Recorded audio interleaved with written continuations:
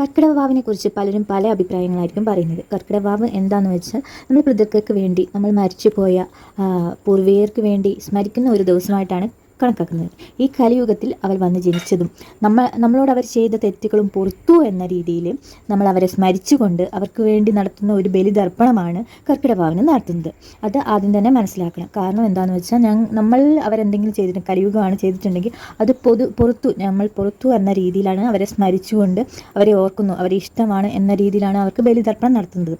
അല്ലാണ്ട് നമുക്ക് ഗുണം കിട്ടും എന്ന് കരുതി അങ്ങനെ പറഞ്ഞാലേ ഈ കലിയുഗത്തിൽ മനുഷ്യർ ചെയ്യുന്നു ഉള്ളതുകൊണ്ടാണ് നമുക്കൊരു ഗുണം കിട്ടുന്നു എന്ന രീതിയിൽ പറയുന്നത്. അല്ല, ആ ഒരു വർഷത്തിൽ ഒരു ദിവസം നമ്മൾ പിതൃക്കളെ ഓർക്കാനും നമ്മൾ സ്മരിക്കുവാനും വേണ്ടി അവർ കാരണമല്ലേ നമ്മൾ ഭൂമിയിലേക്ക് ജനിച്ചത്, അവർ ചിന്തിച്ചുകൊണ്ട്.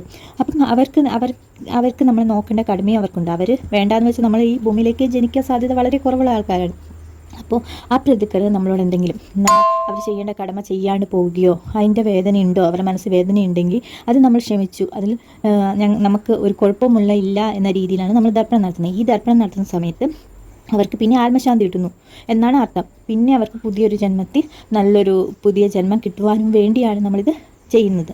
അവരുടെ ആത്മാവിന് ശാന്തി കിട്ടാനും ഈ ഭൂമിയിൽ അവർക്ക് വേണ്ടിയിട്ട് അനാവശ്യ ചിന്തകൾ ആർക്കും ഇല്ല എന്നുള്ള രീതിയിൽ നമ്മൾ ആ ബലിതർപ്പണം ചെയ്ത് അവരുടെ എല്ലാം നമ്മളിവിടുന്ന് മാറ്റി അവർക്ക് പുതിയ ജന്മത്തിൽ അവർക്ക് സന്തോഷവും സൗഭാഗ്യങ്ങളും വളരട്ടെ എന്നുള്ള ചിന്ത കൊണ്ട് തന്നെയാണ് ഈ ബലിതർപ്പണത്തിൻ്റെ ഒരു ഉദ്ദേശം തന്നെ.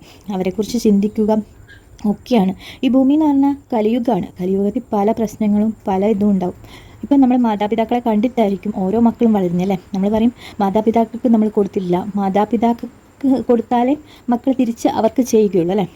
മാതാപിതാക്കൾ എങ്ങനെ ചെയ്യുന്നു അതനുസരിച്ചാണ് മക്കളും പെരുമാറുന്നത്. മാതാപിതാക്കൾ ചിലപ്പോൾ സ്ട്രിക്റ്റ് ആയിരിക്കും ചെറുപ്പത്തിൽ. പഴയ കാലത്ത് മാതാപിതാക്കൾ പിന്നെ വയസ്സാകുമ്പോൾ ചിന്തിക്കും ഞാൻ എൻ്റെ മക്കളോട് അങ്ങനെ ചെയ്യാൻ പാടില്ലായിരുന്നു. അല്ലെങ്കിൽ കുറേ മക്കളുണ്ടെങ്കിൽ ചില മക്കളോട് ഇവർ തിരിച്ചു വ്യത്യാസങ്ങൾ ചെയ്യുമായിരിക്കും. അപ്പോൾ അങ്ങനെ ചെയ്യാൻ പാടില്ലായിരുന്നു. ഈ മരണാനന്തര സമയത്താണ് ഇവർ ചിന്തിക്കുക.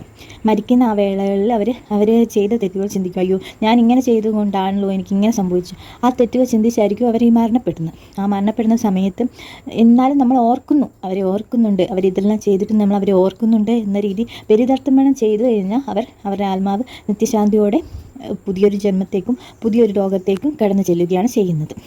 അതിനു വേണ്ടിയാണ് നമ്മൾ ബലിതർപ്പണം നടത്തുന്നത്. അവരുടെ ശാന്തിക്ക് വേണ്ടിയിട്ടും അവരുടെ നല്ലതിന് വേണ്ടിയിട്ടുമാണ് നമ്മളൊരു ദിവസം ബലിതർപ്പണം ചെയ്യുന്നത്. പക്ഷേ നമ്മൾ നല്ലതിനാണെന്ന് പറഞ്ഞാൽ മാത്രമേ നമ്മളത് ചെയ്യുള്ളൂ. അതുകൊണ്ടാണ് നമ്മളുടെ നന്മയ്ക്കാണെന്ന് പറയാൻ കാരണം.